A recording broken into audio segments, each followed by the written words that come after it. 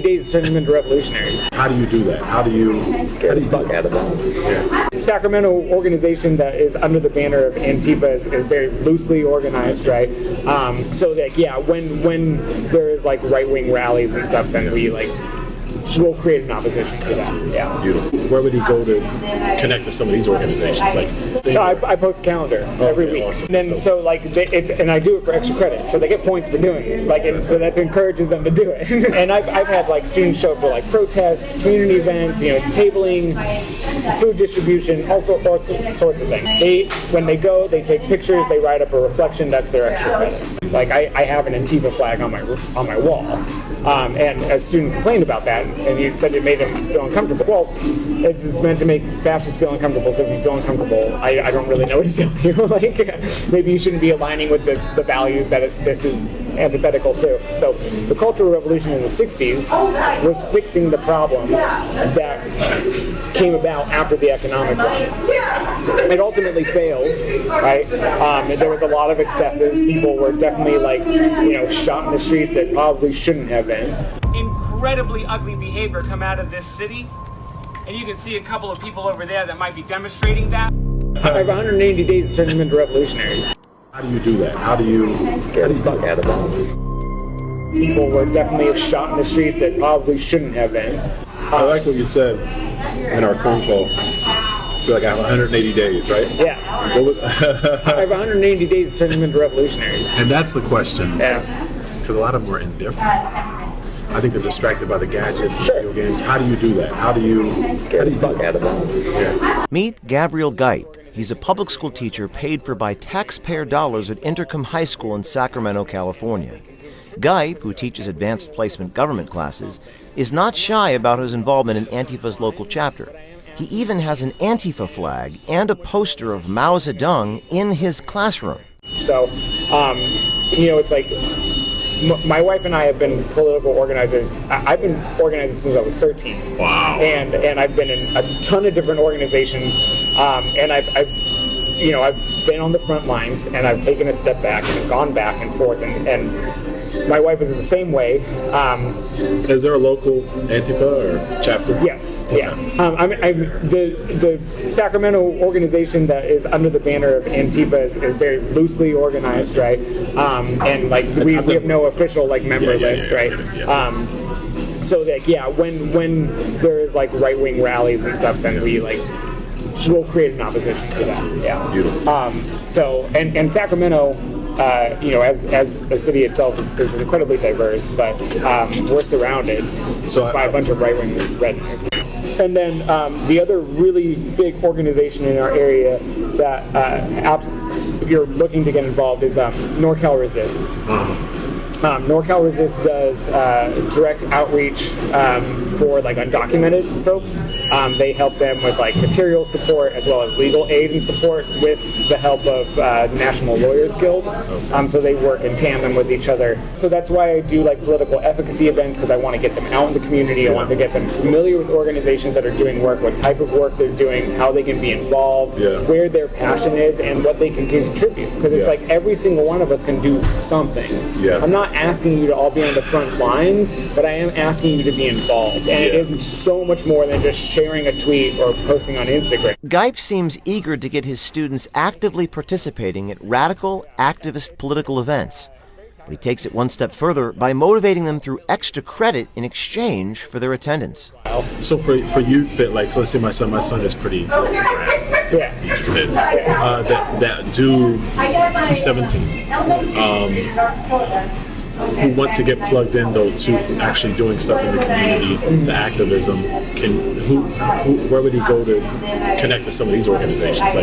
People that are interested, are there flyers or something? No, I post a calendar every week. Awesome. Yeah. Awesome. So for the organizations that you mentioned, so they can that's dope, man. And then and I do it for extra credit, so they get points for doing it. So that encourages them to do it. Because I can't just hey, here's some things going. They'll never go, right?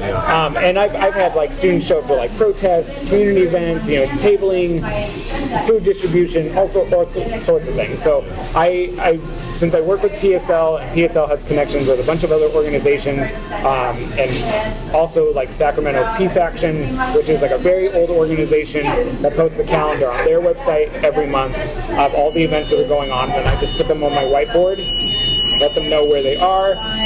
When they go, they take pictures, they write up a reflection, that's their extra credit. If you look at these photos from Gipe's classroom, you can see he has an Antifa flag as well as a poster of Mao Zedong, the Chinese dictator who is one of the most notoriously brutal leaders in history, responsible for the death of millions.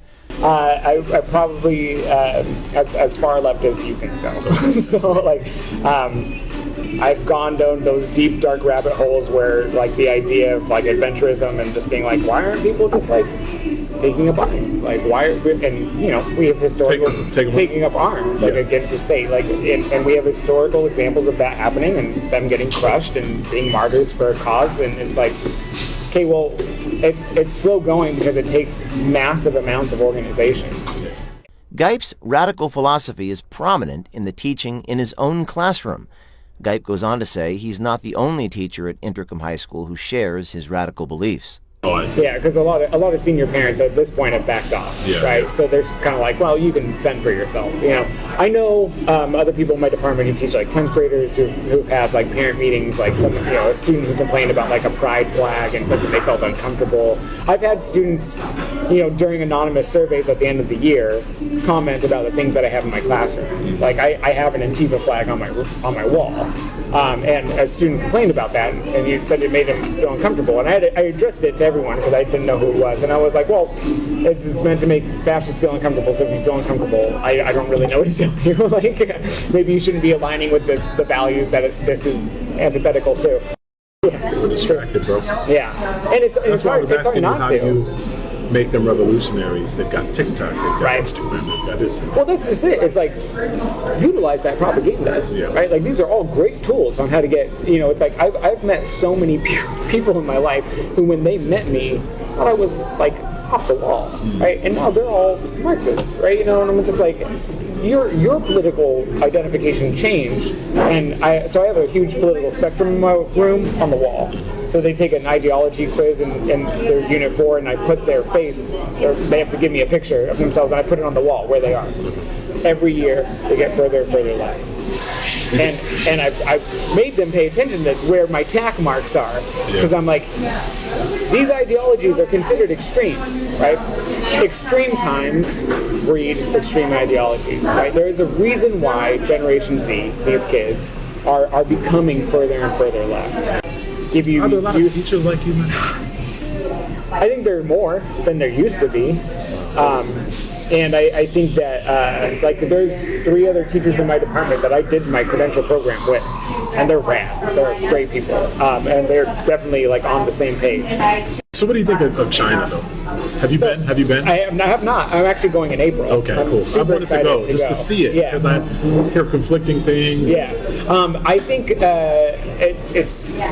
One, I mean, some of it's good. You know, like the revolution that happened in 1949 with like Mao and like the Chinese Communist Party, right? And then like the Cultural Revolution that happened in the 60s to the 70s up until like Mao's death, and then Deng coming in and like opening up to capitalist, you know, kind of investment and creating the road that they're currently on. And then like what Xi Jinping is attempting to do now, kind of like going back to more the Maoist understanding of socialism. So you need a 2-pronged system, which is exactly what Huey Newton and Fred Hampton understood, was that you needed propaganda of the deed, the economic, and also cultural propaganda as well. You needed to retrain the way that people think. So the Cultural Revolution in the 60s was fixing the problem that came about after the economic one, right? It was like, well, what can we do now to root out this culture that keeps perpetuating hyper-individualism, hyper-competitiveness, you know, capitalist exploitation and consolidation of wealth. It ultimately failed, right? There was a lot of excesses. People were definitely like, you know, shot in the streets that probably shouldn't have been. But I do think that it's important to understand that as an extension of an economic revolution. They were changing the base, and then they went to change the superstructure. And you cannot change one without the other. You can't have cultural shifts without the economic shift, and vice versa. So I think that for movements in the United States, that we need to be able to attack both fronts, right? We need to create parallel structures of power because we cannot rely on the state. So we need to distribute food, necessities. We need to create those mutual aid programs that we can look back at groups like the Panthers and learn from their successes as well as their mistakes, as well as consistently focusing on education and a change of cultural propaganda. Because it's like we have to hit both fronts. We have to convince people that this is what we actually need. We caught up with Gipe to ask for comment. Gabriel, hello, how are you? I'm good. I am a journalist with Project Veritas. I don't feel comfortable with this. Well, I think that there's been a lot of uncomfortability in your classroom. And you mentioned to one of our colleagues that you have 180 days to turn students into revolutionaries. Would you a student voice their uncomfortability in your classroom with the Antifa flag? Do you recall that? You tacitly implied they might be aligned with fascists. I mean, is this the kind of behavior in line with the mission statement of your high school? That you're harassing. Sir, I'm not harassing you. I'm asking you to leave me alone. I'm trying to get comments. You to leave me alone. You're a public school teacher. I understand that, but You're a public school teacher. Harassing me. And you're teaching things outside the curriculum of your school. I have some footage that I need to show a member of the school district here. You guys can't be in here recording. You need to leave, please. Okay, we're trying to show you a No, I want you to leave or I'm going to call the police. Gipe believes it's okay to enforce his radical political agenda on his students. This tip came to us from someone on the inside of Gipe's school and was corroborated by a Project Veritas undercover journalist. If you're on the inside of one of these educational institutions, contact us and send us a tip at veritastips@protonmail.com. We'll send our team of undercover journalists to corroborate.